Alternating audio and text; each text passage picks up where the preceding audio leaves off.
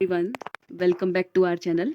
तो आज हम बात कर रहे हैं यूनिट 4 जो है एलटी पेडागोजी में, उसके अंदर बात कर रहे हैं हम एनईपी की। एनईपी ही इसलिए मैंने चूज़ किया क्योंकि इसके अंदर जो टॉपिक्स थे आपके सोशली डिसएडवांटेज ग्रुप्स के बारे में बात था, डेलिक्वेंट चाइल्ड वगैरह ये जो है, और साथ ही साथ आपकी जो वुमेन ट्रांसजेंडर्स होती हैं, प्लस और बात की गई थी इसमें एससी एसटी माइनॉरिटी और लिंग्विस्टिक भाषाई तौर पे जो अलग अलग विभिन्नता है, ये सारी चीज़ें किसके अंदर है, एनईपी के अंदर अपने आप में कवर हो जाती हैं। ठीक है, बहुत सारे बच्चे कह रहे थे कि हिंदी में बता दीजिए, इसलिए हिंदी मैं आज बताया है। तो देखिए, सबसे पहले 29 जुलाई 2020 को मानव संसाधन विकास मंत्री यानी कि एमएचआरडी मिनिस्टर जो हमारे थे उस टाइम पे, रमेश पोखरियाल निशंक जी ने क्या करी, नई शिक्षा नीति की क्या करी, घोषणा करी।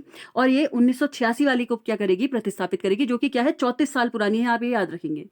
ठीक है, और इसकी जो अध्यक्षता थी वो किसने की, इसरो के साइंटिस्ट थे कस्तूरी रंगन जी, उन्होंने इसकी अध्यक्षता की।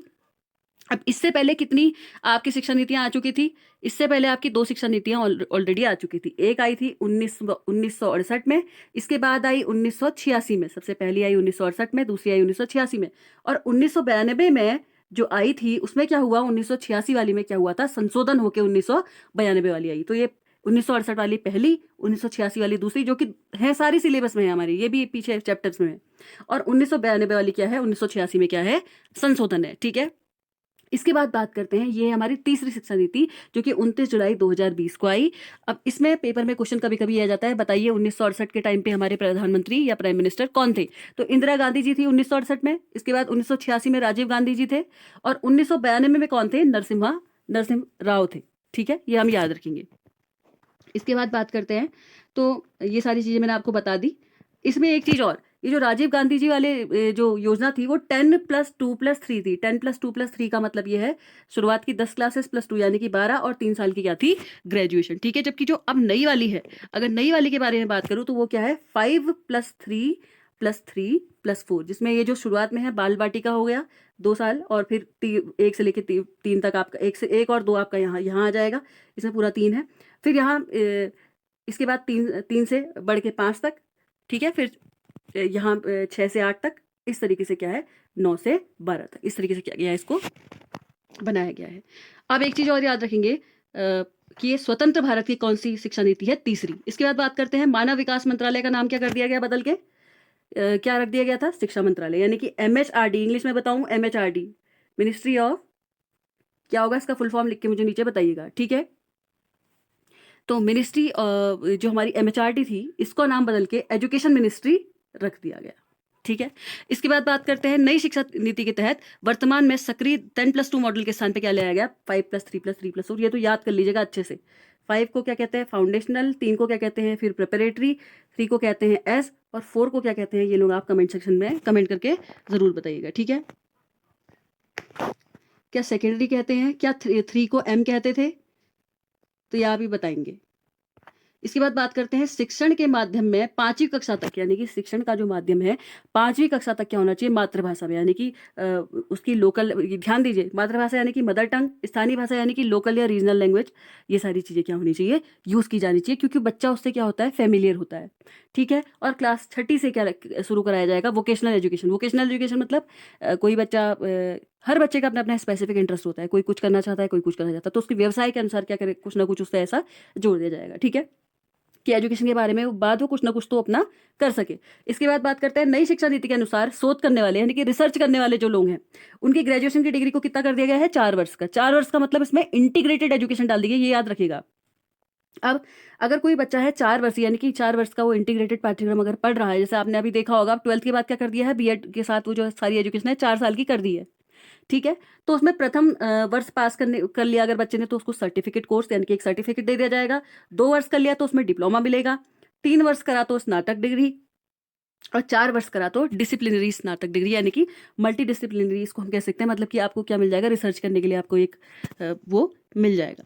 ठीक है, एक और बहुत इंपॉर्टेंट काम इसने किया, नई शिक्षा नीति ने, कि एमफिल का जो कोर्स होता था उसको समाप्त कर दिया गया है, कि अब सीधे 4 साल की स्नातक डिग्री के बाद आप क्या कर सकते हैं, शोध यानी कि पीएचडी कर सकते हैं, रिसर्च कर सकते हैं। देखिए कितना ज्यादा टाइम इसमें लोगों का बचेगा।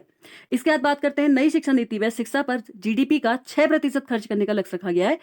याद रखिएगा जो कि वर्तमान ये 2020-21 का डेटा था, उसमें क्या था, लगभग 4.43% हमारे देश की जीडीपी में, यानी कि ग्रॉस डोमेस्टिक प्रोडक्शन, यानी कि सकल घरेलू उत्पाद, यानी कि पूरे साल में हमारे देश पे की जो इनकम आती है, ग्रॉस इनकम, उसके बारे में, उसका 6% क्या है, शिक्षा पे अब खर्च होना है। ठीक है। और अगर बहुत पुराना डेटा मैं आपको बताऊं ना, उस टाइम पे क्या होता था, खाली पूरे देश में जितना पैसा आता था ना, पूरे देश में जितना पैसा आता था, नहीं, ध्यान रखिएगा ये बात को, अब तो जीडीपी का 6% कर दिया गया है। बहुत पुराने उसमें खाली 10% शिक्षा के लिए, वो भी कब, जब अन्य काम हो चुके हैं तब दिया जाता था। 10% शिक्षा के लिए, यानी कि अन्य काम हो चुके हैं तब, यानी कि बहुत छोटे से अमाउंट का 10%। लेकिन अब क्या कर दिया गया है, जीडीपी का 6% शिक्षा में खर्च करने की बात कह दी गई है। इसके बाद नई शिक्षा नीति के तहत वर्ष 2023 तक स्कूलों में 100% क्या हो जाएगा, जीईआर। 2023 तक क्या है, जीईआर का मतलब क्या होता है, ग्रॉस एनरोलमेंट रेशियो। देखिए इसका मतलब क्या, आप लोगों ने देखा होगा बहुत सारी जगह पर, अगर आप देखते हैं, 1000 लगभग क्या होते हैं लड़के होते हैं, तो लड़कियां बहुत क्या होती हैं, कम होती हैं, लगभग 973, यानी कि 924, ऐसे कुछ बहुत कम आंकड़ा है, तो उसको बढ़ाने की बात की गई है। ठीक है। और वो भी किसमें, माध्यमिक स्तर पे, क्योंकि आप लोगों ने देखा होगा, क्योंकि जब से इन्होंने आरटीई यानी कि राइट टू एजुकेशन एक्ट लगाया है 2009, तब से क्या है कि आपको पता है 6 से 14 साल तक के बच्चों के लिए तो उनको एजुकेशन मिल ही जाती है ना, यानी कि 8 तक। उसके बाद ऊपर की एजुकेशन बहुत सारे बच्चों की क्या हो जाती है, खत्म हो जाती है। तो वो एजुकेशन का आंकड़ा खत्म ना हो, इसलिए माध्यमिक स्तर के लिए क्या लगाया गया है, ग्रॉस एनरोलमेंट रेशियो लगाया गया है, उसका लक्ष्य रखा गया है कि माध्यमिक स्तर पे ग्रॉस एनरोलमेंट रेशियो जो है वो क्या है, सही आए। ठीक है। नई शिक्षा नीति के तहत वर्ष 2030 तक स्कूली शिक्षा में क्या कर दिया गया है, ध्यान दीजिएगा, 100% जीईआर, यानी कि ग्रॉस एनरोलमेंट रेशियो क्या कर दिया गया, कर दिया गया। जैसे कि आप लोगों ने ध्यान दिया होगा, राइट टू एजुकेशन एक्ट के तहत 6 से 14 साल तक के बच्चों को आरटी के अकॉर्डिंग तो क्या दी जाती है, मुफ्त शिक्षा दी जाती है, यानी कि 8th क्लास तक। तो उसके बाद के बच्चों की एजुकेशन पूरी नहीं हो पा रही है। इसके लिए ये ठोस कदम सरकार ने उठाया है कि 2030 तक तो ऐसा एटलीस्ट देखने को मिले कि ग्रॉस एनरोलमेंट रेशियो जो है वो कितना है, 100%, 100% हो जाए। ठीक है। आई होप यहाँ तक आपकी चीज़ें बिल्कुल क्लियर हो रही होंगी। इसके बाद बात करते हैं उच्च कक्षा में, यानी कि बड़ी क्लासेस में जो ग्रॉस एनरोलमेंट रेशियो रखा गया, कि माध्यमिक स्तर अलग होता है और बड़ी क्लास कक्षाएं अलग होती हैं, वो कितना रखा है, 2035 तक कितने करने का लक्ष्य रखा गया है, 50%। ठीक है। जबकि माध्यमिक शिक्षा में कितना करने का रखा है, 100%, और उच्चतर शिक्षा में कितना करने का रखा है, 50%। इसके बाद एक बहुत इंपॉर्टेंट लाइन, छात्रों की प्रगति के मूल्यांकन के लिए परख नामक एक क्या किया गया है, राष्ट्रीय आकलन केंद्र की स्थापना की गई है। इसका आपको सबको क्या होना चाहिए, फुल फॉर्म जरूर याद होना चाहिए कि क्या होता है, परफॉर्मेंस असेसमेंट रिव्यू एंड, पीछे से क्या है, नॉलेज फॉर होलिस्टिक डेवलपमेंट है या क्या है, ये आपको क्या होना चाहिए, याद होना चाहिए। ठीक है।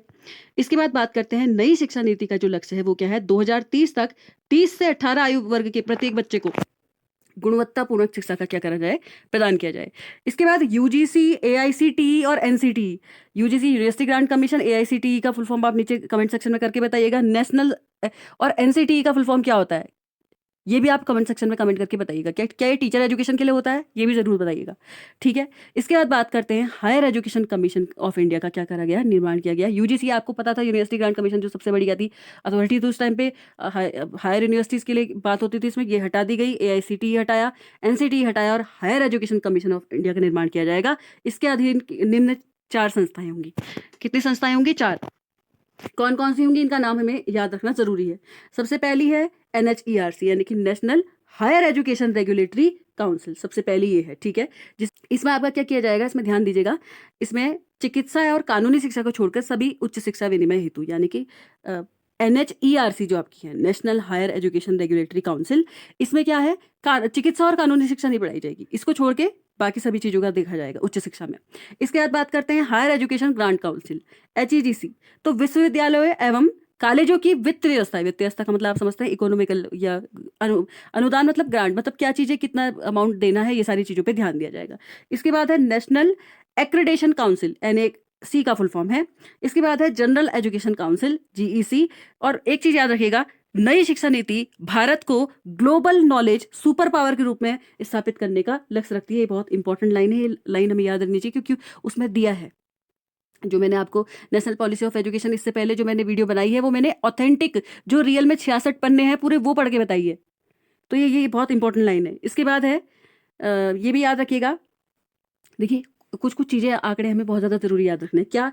ये यूनिवर्सलाइजेशन ऑफ एजुकेशन के बारे में बात करती है, शिक्षा का सार्वभौमिकरण के बारे में बात करती है, 360 डिग्री असेसमेंट ऑफ बच्चे के बारे में बात करती है, यानी कि बच्चा जो है उसका चारों तरफ से, हर तरफ से बच्चे का किया जाए, असेसमेंट किया जाए, देखा जाए वो कि किस मतलब जैसा मैंने आपको बताया परफॉर्मेंस असेसमेंट रिव्यू, यानी कि देखा जाए बच्चा परफॉर्मेंस कैसा कर पा रहा है, उस बच्चे का आकलन जो है हर इलाके से, हर तरीके से किया जाए। यही नहीं कि खाली आप उसको शिक्षा के स्तर से देख रहे हैं, आपको ये भी देखना है वो स्पोर्ट्स में कैसा है, साथ ही साथ आपको ये भी देखना है को करिकुलर करिकुलर एक्टिविटीज में कितना इन्वॉल्व होता है।